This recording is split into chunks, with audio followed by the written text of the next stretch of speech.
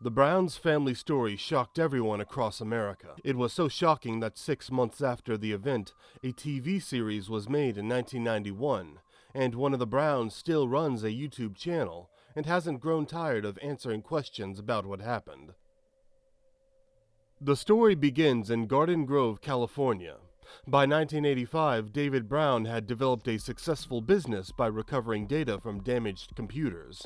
He also had a good family life.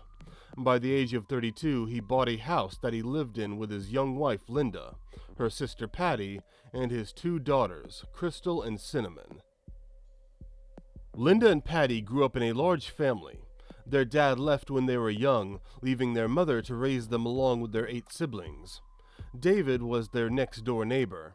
He didn't have time to do any household chores because of his work, so he offered to pay Linda's mother to help around the house. She agreed and sent Linda over to David's house twice a week to cook and clean for him. Linda and David got into a relationship, despite the 9-year age gap. They married when Linda turned 17. However, they got divorced a couple of months later. David didn't waste any time marrying a 5th time, but this marriage was short-lived. After that, David and Linda made up and got remarried. The marriage was much stronger this time. 5 years later, their daughter, Crystal, was born. On March 19, 1985, the police were called to the Brown residence. The police found David, his 8-month-old daughter, and Linda's sister Patty, who was very frightened, on the ground floor of the house. Linda Brown's body was found with bullet wounds upstairs. David said that he and Linda had a bit of a row that evening. Therefore, he went out for a bit to cool off. He was out of the house for around an hour. When he came back, he found Patty holding his daughter, Crystal, in her arms. The girl was terrified, as David's eldest daughter, Cinnamon, threatened her with a gun. She even fired several shots in her direction, leaving 3 bullet holes in the wall. David told the police that Cinnamon was a very troubled child, and that as she grew older, she became even more difficult to control. She was constantly fighting with her stepmother. It got to the point where Linda made Cinnamon sleep in the trailer in the yard.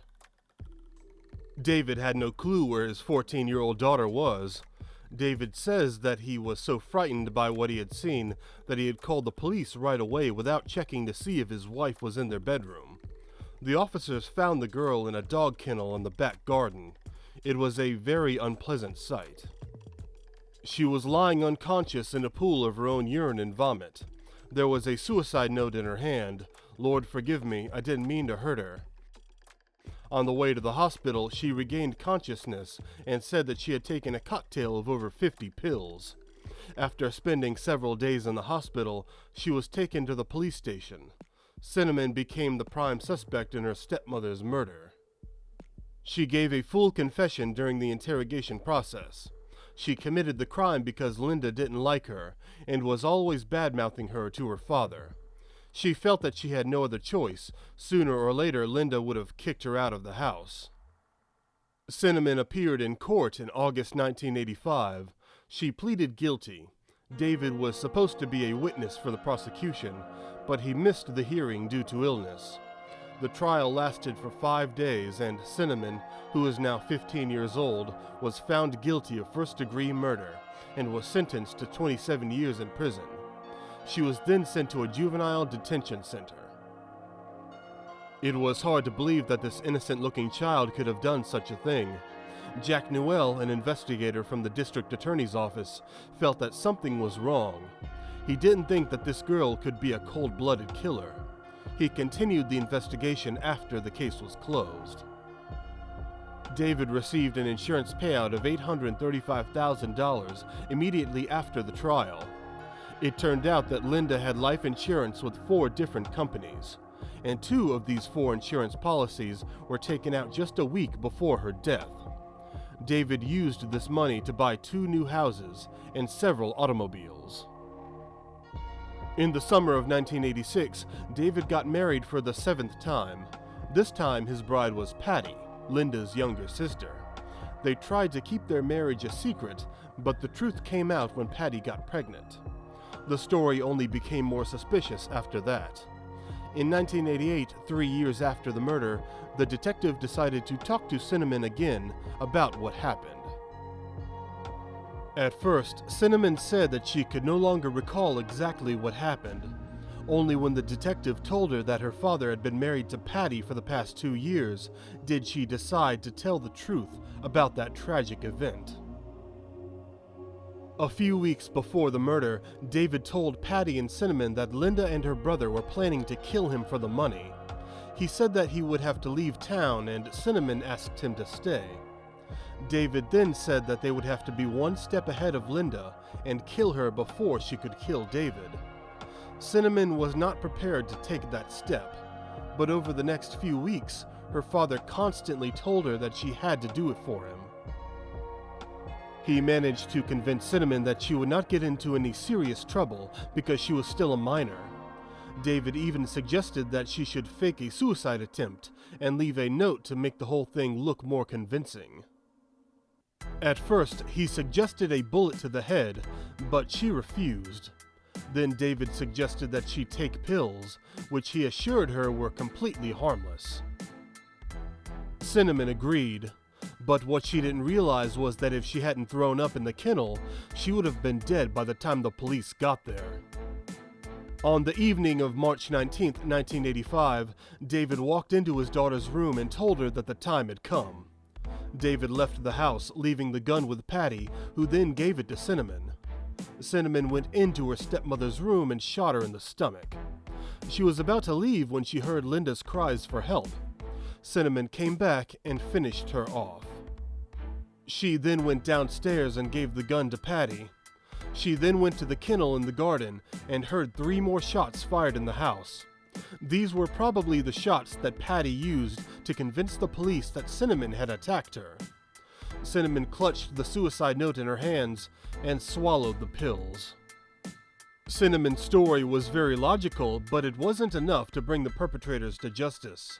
The detective suggested that Cinnamon wear a wire and try to get her father to confess during his next visit. During their next conversation, David made several incriminating statements. He told his daughter that she had to keep lying, otherwise everyone she knows would end up in prison. She also asked Patty to convince Cinnamon that she would soon switch places with her. This was, of course, a lie. David realized that something was going on and was trying to buy some time. He was arrested after his conversation with Cinnamon. In October 1988, Patty was also arrested, and she brought everything to light. She told the whole story of the Brown family. Patty moved to Linda and David's place at the age of 11. David, almost immediately, started cheating on Linda with her 11-year-old sister. After 4 years, David started to convince Patty that they had to get rid of Linda. She refused every time. This is why David decided to manipulate his daughter. He even drugged his daughter on the night of the murder to give her more confidence to commit the crime.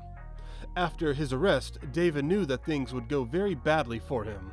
He came up with a wild plan. While awaiting trial, David spent a lot of time talking with an inmate by the name of Jones, who was due to be released in a few days' time. David offered Jones $10,000 to kill the detective working on his case, and a further $10,000 for Jones to find a woman who would be willing to commit a misdemeanor in order to be sent to jail where she could find Patty and kill her. Jones agreed to the plan, and David was sure that he would be able to avoid justice. The part he didn't know was that Jones was actually an undercover police officer. As a result, David received 2 more charges of attempted murder. The trial for these charges took place in April of 1990. Both Cinnamon and Patty testified against David. The judge labeled David a horrifying madman, saying that he himself was afraid of him. In June 1990, David Brown was found guilty of all charges and sentenced to life in prison. Patty was sentenced to 4 years.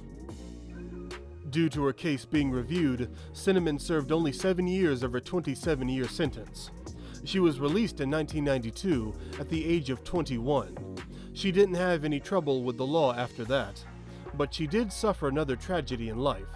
Her first husband committed suicide. According to the latest information, she married a local police officer in 2004. Patty was released at the age of 25. After her release, she married a prison guard. As for David Brown, he spent 24 years in prison and died in 2014 at the age of 61. David and Linda's daughter, Crystal, was raised by David's mother. Crystal was told that her mother died in a car accident. She only found out the truth at the age of 13. Later on, Crystal tried to find her family. She made a post on Facebook saying, "I need to make peace with them. I don't blame anyone for what happened, and I'd like to meet my sisters. Patty and Cinnamon, if you follow this page, I hope you will see this. Know that no matter what happened, I love you. What you did back then doesn't matter. What matters is that you are forgiven. I look forward to meeting you and your families. With love to you all." Crystal even started her own YouTube channel, where she posted videos in memory of her mother and answered questions that people had for her. Crystal managed to get in touch with Patty. There was another post on her page. "I think it's time to tell you something. Some time ago, I finally met Patty. I'll tell you the whole truth. I couldn't cry. This isn't because of a lack of emotion, but because I already came to terms with everything a long time ago. I forgave her long before I even talked to her. I will say that Patty cried a lot. I knew that she had to let it all out. All I could do was hug her and tell her that everything is okay now. I completely forgive her and don't blame her for anything. I would like to spend more time with her and get to know her better. We have a lot to catch up on. I have to tell you that the woman some of you hate does not exist. Patty is not the person you heard about on TV. You have to remember that the tragic events took place 30 years ago. She has changed so much since then. I can only imagine the torment she must have gone through. People change a lot in 30 years. We are ready for a fresh start."